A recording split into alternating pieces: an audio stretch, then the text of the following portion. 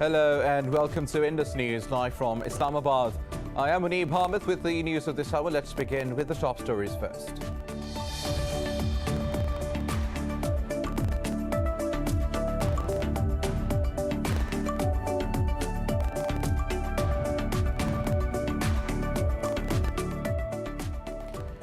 In occupied Jammu and Kashmir, dozens of people have been wounded after Indian occupying troops opened fire on peaceful protesters in Shopian district.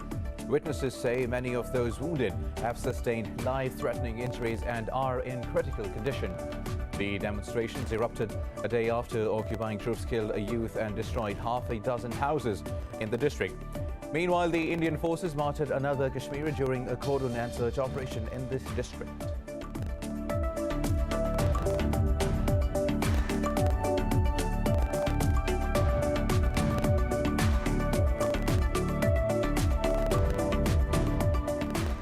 In Myanmar, 5 more protesters have been killed after security forces opened fire on pro-democracy demonstrators. The protesters took to the streets a day after 39 people were killed on the deadliest day since the 1st of February coup. Meanwhile, the ruling military has imposed martial law in 4 more districts of Yangon.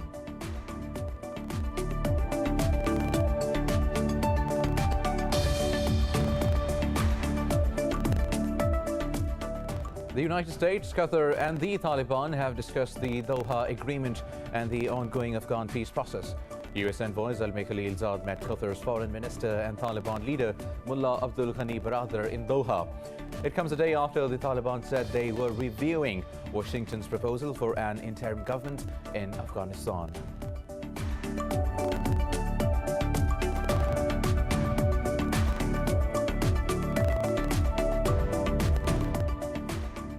The United States says it plans to revive diplomatic efforts to end the war in Yemen.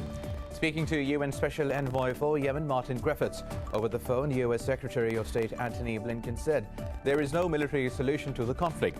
Meanwhile, the Arab coalition says it has destroyed a Houthi drone over the southern Saudi city of Khamis Mushaid.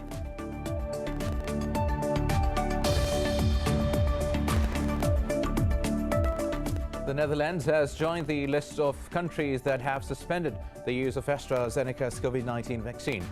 Meanwhile, the virus continues to ravage Brazil, claiming over 1,100 more lives and infected nearly 44,000 overnight. In Pakistan, more than 2,200 tested positive, while 29 died overnight, raising the death toll to 13,537. While globally, the virus has claimed more than 2.65 million lives and infected close to 120 million people so far.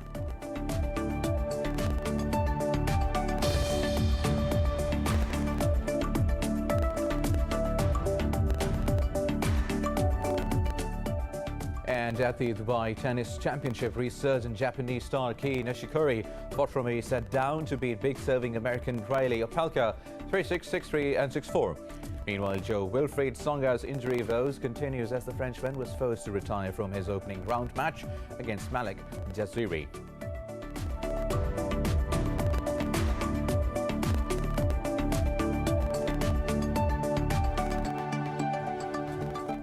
And these were the top stories. News in detail after a short break. Stay tuned.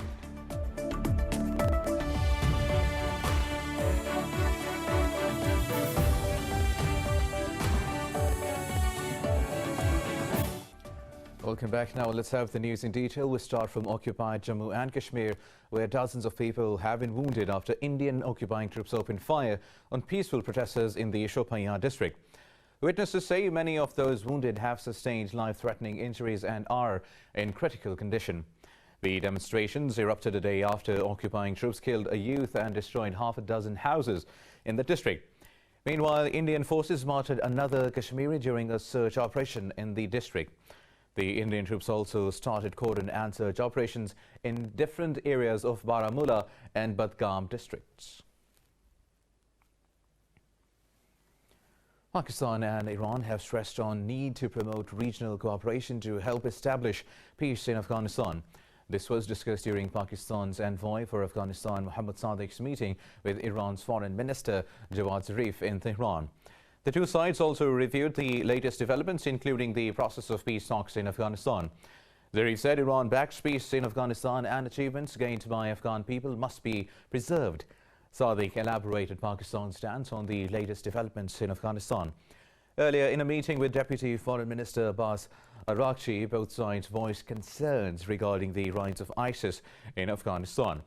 Pakistan's ambassador to Iran, Rahim Hayat Qureshi, said the two sides agreed on the necessity of joint efforts for peace and stability of the region.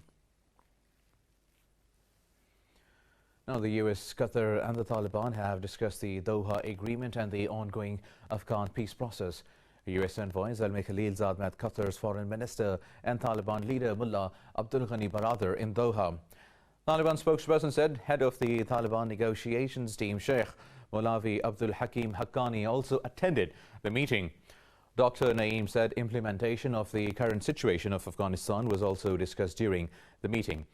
Now, it comes a day after the Taliban said they were reviewing Washington's proposal for an interim government in Afghanistan. Now, moving to India, where farmers have camped along Delhi borders for 110 days now, despite more than 250 deaths. They have ruled out suspension of their movement until the centre's contentious laws are repealed. Canadian YouTuber Lily Singh used the global stage of Grammy Awards to highlight the agitation. She arrived on the red carpet wearing a black mask that read, "I stand with farmers." Earlier, the governor of Indian state Meghalaya, Satyapal Malik, said that none of the three laws favour farmers. Speaking in Uttar Pradesh, the governor urged Prime Minister Narendra Modi and Home Minister Amit Shah not to use force against the peaceful farmers. Now, the United States says it plans to revive the diplomatic efforts to end the war in Yemen. Secretary of State Antony Blinken was speaking to UN Special Envoy for Yemen Martin Griffiths over the phone. The State Department says Blinken told Griffiths that the United States supports a unified, stable Yemen free from foreign influence. He asserted that there is no military solution to the conflict. Meanwhile, the Arab coalition says it has destroyed a Houthi drone flight towards the southern Saudi city of Khamis Mushaid. This comes as Yemeni forces and the rebels continue battling over the oil-rich Marib governorate. Now, in Myanmar, 5 more protesters have been killed after security forces opened fire on pro-democracy demonstrators. The protesters took to the streets a day after 39 people were killed on the deadliest day since the 1st of February coup. The ruling military has imposed martial law in 4 more districts of Yangon. Meanwhile, Chinese factories in Helengtaya were looted and destroyed by unidentified assailants. The Chinese embassy described the situation to be very severe, saying Chinese staff were injured and trapped in the attacks. The embassy asked for security to be guaranteed quickly and also warned Chinese citizens in Myanmar. Elsewhere, Japan says it's monitoring Myanmar's coup and considering how to respond to it. Moving on now, the Netherlands has joined the list of countries that have suspended the use of AstraZeneca's COVID-19 vaccine. Several European and Asian countries have suspended the use of the vaccine over blood clot fears. The announcement by the Dutch government will lead to delays in rolling out shots in the country. The Netherlands had pre-ordered 12 million doses of AstraZeneca's vaccine. Italy's Piedmont region has also stopped use of AstraZeneca's vaccine, adding doubt to the inoculation campaigns across the world. Meanwhile, the virus continues to ravage Brazil, claiming over 1,100 more lives and infecting nearly 44,000 overnight. While globally, the virus has claimed more than 2.6 million lives and infected close to 120 million people so far. Meanwhile, Pakistan has recorded another 29 deaths from COVID-19 and nearly 2,200 cases overnight. The Health Ministry says more than 13,000 people have died since the pandemic began. Officials say Pakistan's caseload has crossed 607,000, out of which more than 571,000 people have recovered, while the number of active cases has surged past 22,000. Planning Minister Asad Umar said vaccination registration for people aged 50 or above will begin in 10 days. Umar said the third wave is more lethal and the $150 million allocated for vaccine procurement can be increased if required. Pakistan has joined the Organization of Islamic Cooperation in observing the first ever International Day to combat Islamophobia. Islamabad presented the resolution to observe the day at the OIC's Council of Foreign Ministers last year. In a statement, the Foreign Office said the OIC's unanimous support for the designation of this day is a reflection of the sentiments of Muslims around the world. The OIC group will hold a high-level event in New York on 17th of March to mark the occasion. The OIC is now working with the international community to commemorate this day at the global level. Moving on now, New Zealand's Prime Minister Jacinda Ardern says the world still needs to have conversations about racism and white supremacy. She said this while addressing a news conference on the second anniversary of the Christchurch terror attack. Ardern said it was incumbent on New Zealand to get its house in order after the attack. She added the country's Muslim community is experiencing some pretty horrific racism even before. She urged the global leaders to fulfill their responsibility for the culmination of hate speech and extremism. But I would say that actually globally, there are no boundaries really anymore when it comes to, really hateful speech and language. Every leader needs to take into account that their voice can be broadcast anywhere, at any time. Countries need to take that into account. So I think it's for all of us to reflect on what we've seen with those violent extremist attacks since that time. Meanwhile, the United States says it stands with New Zealand in condemning all forms of terrorism, regardless of ideology. Now, moving on to Sweden, a fire has erupted at a private school for Muslim children in Örebro city. No casualties were reported in the incident. Speaking to state media, the school's principal said footage from the security cameras shows two people setting fire to the school. Hussein al-Daoudi said the masked men broke the windows of the lower floor and threw flammable materials inside. Police have launched an investigation into the incident. Now, Britain's Cabinet Office will set up a second flagship headquarters in Glasgow as the government plans to move some of its operations to Scotland.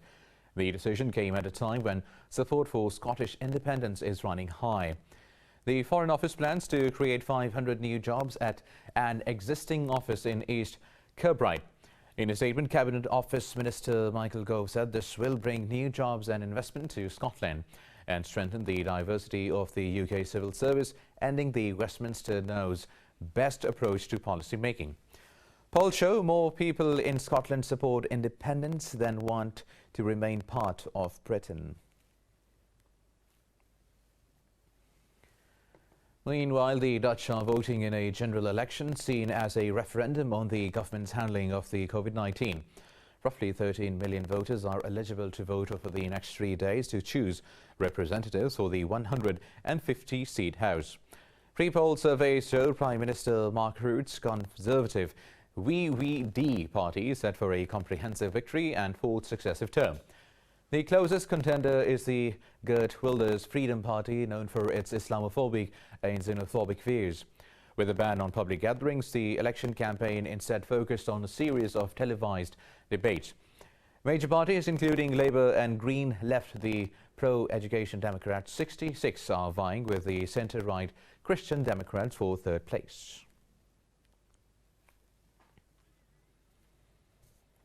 More news coming up in this news bulletin after a short break. Stay with us.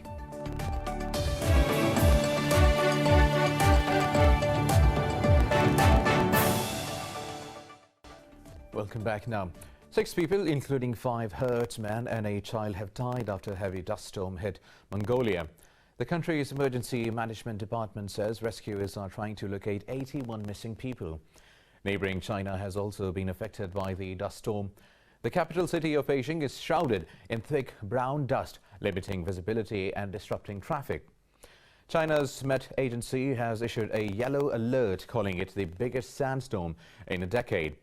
Flights have been grounded and the air quality has reached the serious pollution level of 6. A giant wooden tower was torched as part of the MASLENITSA folk festival in Russia's western Kaluga region. This year, the structure especially built for burning was named Vaccination Tower, denoting the COVID-19 pandemic.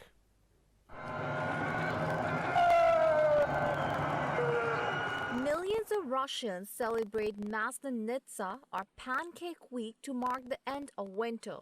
Maslenitsa week began as a pagan ritual and has been absorbed into the Russian Orthodox Church. The beginning of spring, which was seen as the start of New Year in pagan times, made some festival visitors want to reflect on 2020. Artist Nikolai Politsky said he was inspired to create the 24-meter structure as a hopeful goodbye to the pandemic. Festival visitor Anjan Nia says they are welcoming spring. They burn everything bad and hope for the best, happiness and good health. Another visitor, Art Yom, calls the festival a success and said the organizers were able to put up something unusual. Well, now almost everything on the Banvol and Bakji Islands in South Korea is purple. The region has become a popular tourist destination. Details in this report. Purple houses, purple cars, people wearing purple clothes, and eating purple rice. These are not scenes out of a movie, but small islands in South Korea that have been tinted purple to attract tourists. The project, which is supported by the country and provincial governments, was inspired by the native balloon flower. These islands have a little over 100 residents, most of which are of elderly age. Old people like us have lived a secluded life since all of the young people left town. But after we planted lavender, I'm glad to see young people and kids are coming. They're all like my grandchildren. Visitors who adhere to the theme color are granted free entry to the island. According to the county office, the campaign has drawn over 487,000 people since it kicked off in 2019. We could not travel overseas due to COVID-19, so we thought about a local trip instead and found these purple islands. So I'm here with my friends and we're all dressed up in purple. It is amazing and looks like fairy tales and magic. As I'm seeing, the grandmas are all wearing purple clothes. It is very dreamy. Since 2015, Shinan County has invested $4.25 million to turn the island purple. This included painting more than 28,000 square meters of roofs lilac. Well, now in Nepal, hundreds of climbers are set to return to Mount Everest under strict conditions. The world's tallest peak will be reopening next month after a year's closure amid the pandemic.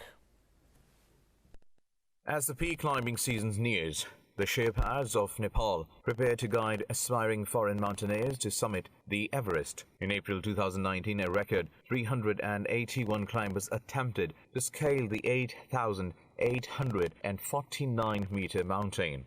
Our Sherpa climbers are ready, but there are safety issues as they have not received vaccines. Also, some of the climbing staff have gone to the base camp to start preparations.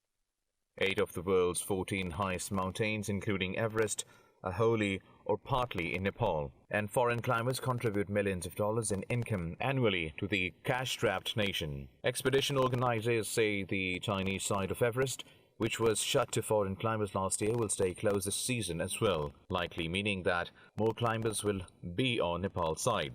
More than 300 foreign climbers have been confirmed to climb Mount Everest. We expect this number to rise as there is still some time left. Nepal closed its mountains in March last year as part of tight measures against the coronavirus, which has infected over 270,000 people and claimed more than 3,000 lives so far. Nothing is more painful than a parent's grief for losing their child.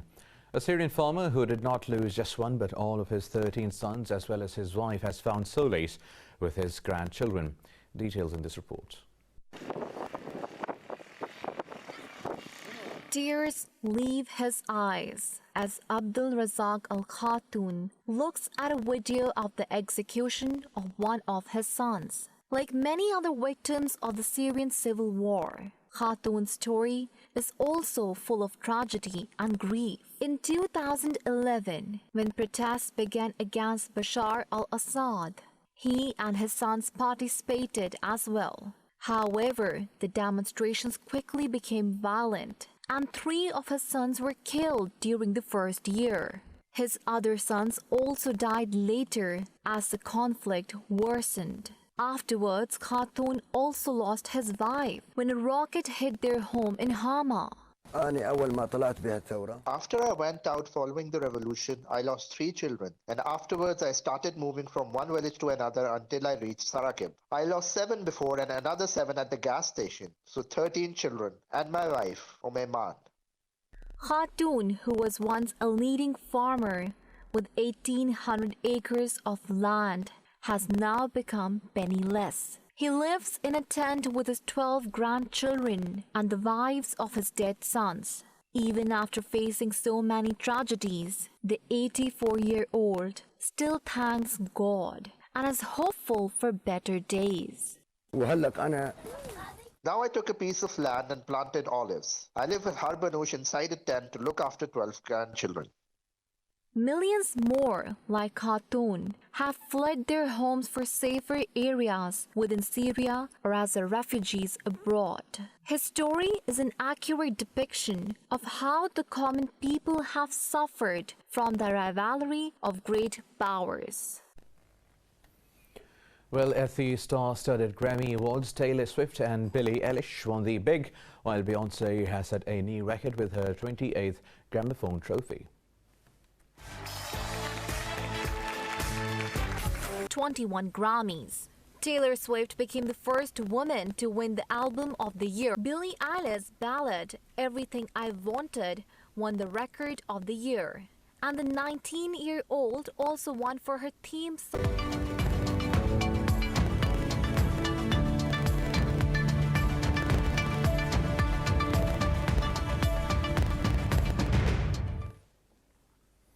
Well, now European stocks have edged up as global investors focus on this week's upcoming Federal Reserve meeting. Italy's FTSE MIP is leading the gains, ascending over 1%. The pan-European stock 600 added more than 0.5%. London's FTSE and the CAC 40 in Paris also gained close to 0.5%, while Frankfurt's DAX edged up marginally. Earlier, Asian stocks traded mixed, with Australian, Japanese stocks edging up, while Chinese stocks, Hong Kong's Hang Seng and Seoul's Kospi shedding.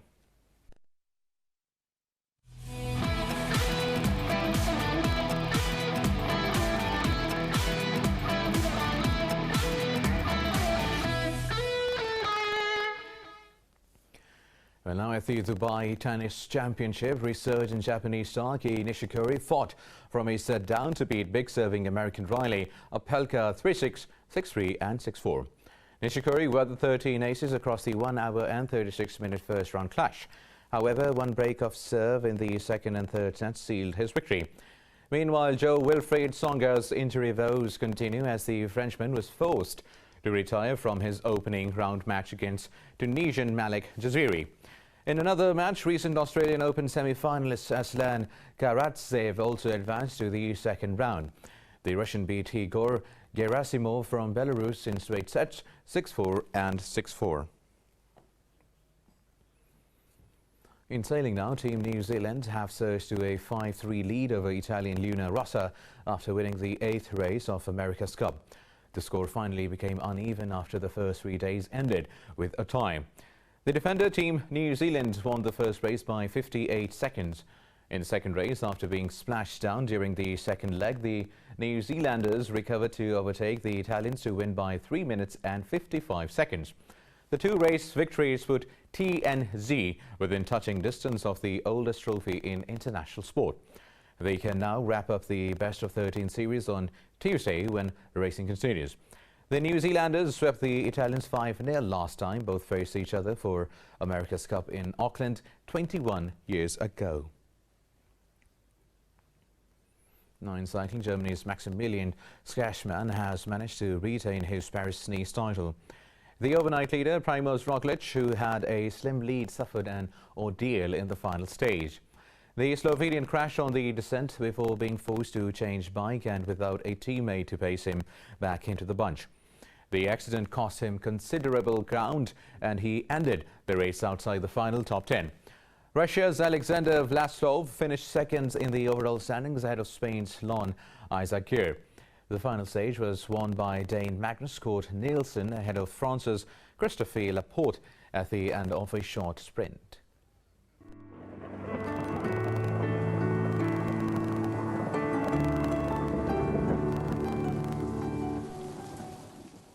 And now let's have a look how the weather is doing across the world.